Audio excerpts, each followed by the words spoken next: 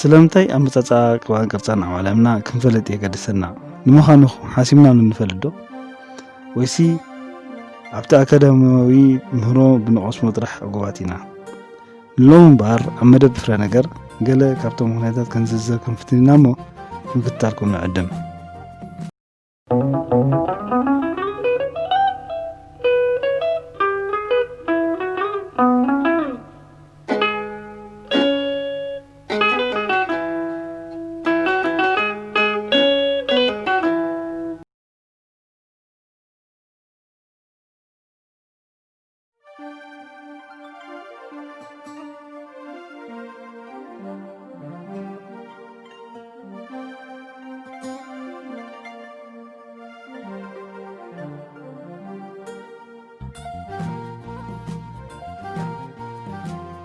ሓደ ካብቶም ምክንያት ህልውን ዝነበረን ናይ ፈጠራውነት ክእለትና ክንፈልጥ ስለ ዝሕግዘና ክኸውን ከሎ ተኸላይ ድማ ጥበብን ባህልን ልምድን ቀዳሞት ደቂ ሰባት ኣነባብሮኦም ካበይ ናበይ ከምኡ እውን ቅድመ ጽሑፍ ዝነበረ ስነ ህይወት ብዳህሳስ ንክንፈልጥ ዝሕግዝ እዩ።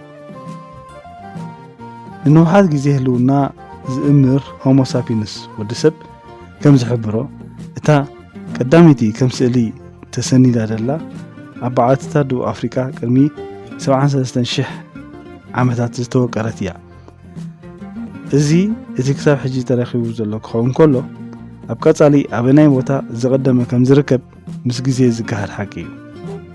ካልእ ከም ኣብነት ኣብ በዓትታት ምዕራብ ኣውሮጳ ዝተወቀሩ እንስሳታት እንተርኢና ኣገዳስነት እንስሳታት ኣብ ቀዳሞት ዘመናት ኣብ ማሕበረሰብ የብርሁልና። ከምዚ ኣብ ስእሊ ንሪኦ ዘለና ደው ድበለት ቢዞንተ ማለት ስታንዲንግ ቢዞን ኣብ እስጳኛ ኣብ ኣልታሚራ ኬቭ ቅድሚ 36,000 ዓመታት ዝተወቀረ እዩ። መሸከል ጓል ኣንስተይቲ ምስ ዓቐኑ ዝሓለፈ ኣጥባት ቬንስ ኦፍ ዊልድሮፍ ብ30,000 ቅድሚ ልደተ ክርስቶስ ኣብ ዊልድሮፍ ደቡብ ኣውስትሪያ ተረኺባ። እዛ ቅርጻ ድማ ምልክት ቀጻልነት ወለዶ ንምውሓስ ተመልክት።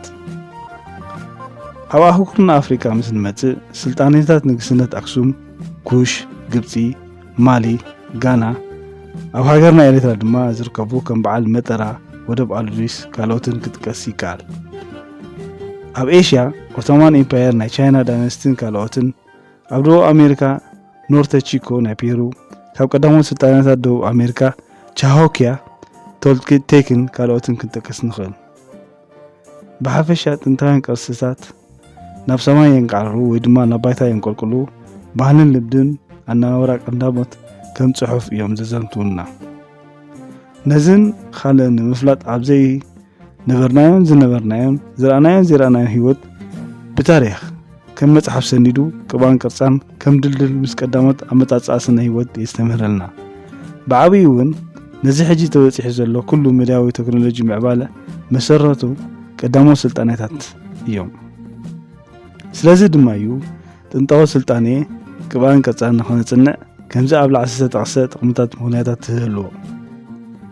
ነዚ ኣብነት ዘራጉድ ቅብኣ ወይ ቅርጻ ክሳብ ክንደይ ታሪኽ ወይ ሓበሬታ ሓቂፉ ከም ዘሎ በዛ ናይ ቪንሰንት ቫን ጎግ በዓላዊ ስእሊ ማለት ሰልፍ ፖርትሬት ክንዕዘብ ክንፍትን ኢና። ቫን ጎግ ሆላንዳዊ ኮይኑ ሓደ ካብቶም ጸለውቲ ምዕራባውያን ናይ ድሕረ ኢምፕሬሽኒዝም ማለት ፖስት ኢምፕሬሽኒዝም ዝበሃል ቅዲ ቀብኣ እዩ። ታሪክ ህይወቱ ኣብ ቀጻሊ ከም ነቕርቦ ቃል እንዳኣተና ንሎሚ ግን ኣብዛ በዓሉ ዝቐብኣ ቅብኣ ክሳብ ክንደይ ኣዘንታዊት ምዃና ክንርኢ ክንፍትን ኢና። ቪንሰንት ቫን ጎግ ዝበዝሕ በዓላዊ ስእሊ ማለት ሰልፍ ፖርትሬት ዝስእል ዝነበረ ኣርቲስት እዩ። ነዛ ስእሊ ድማ ብሕብረ ዘይቲ ኣብ 1888 ዝሰኣላ ኮይና ኣብዛ ቅብኣ ምስ ንዕዘብ ቫን ጎግ ከም በዓል ታሪክ ወይ ዲያሪ እዩ ቀቢዋ ወይ ድማ ናይ ገዛ ርእሱ ታሪክ እዩ ዘዘምቱ ዘሎ። ከመይ እንተኢልና ኣርት ኣብ ህይወቱ ኣብ ውሽጡ ከም ዝነበረን ከም ዝንዕዘቦ ዘለና ኣብዛ ቅብኣ ድማ ነፍሱ ብድሕሪታ ዘይትረኣየና ቅብኣ ኣቐሚጡ ኣሎ።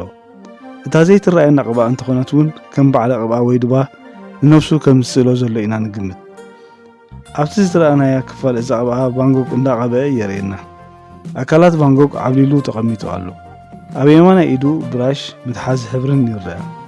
متحاز حبري لكع كمتي أبكال كفال إزاقب عزت تعملوا عينات حبري نرئي لنا أما كال إتا متحاز حبري أرانشون حبري يرأينا إذا حبري لكع كمتي أبجح مزلو عينات حبرن أبتا زيت رأينا زلا كانفاس مالت شراع زفرمو سمون زمساسل إيو إذا فيرما نتزر رأينا زي رأينا أما أخيلا تفري مالا أبزي بحفشا نزاقبا بمعزاب تراي بانكوك انتا يقبق اللون أبتا زيت رأينا أخي انتا يقبق يهلون أقميتو كمزاتا أبزا الشراع أسفير والو نزل ما إنا قبان كرسان نتن ريون دير ريون تراح ليكونا نتزير أنا يهوت أبوون زبرهالنا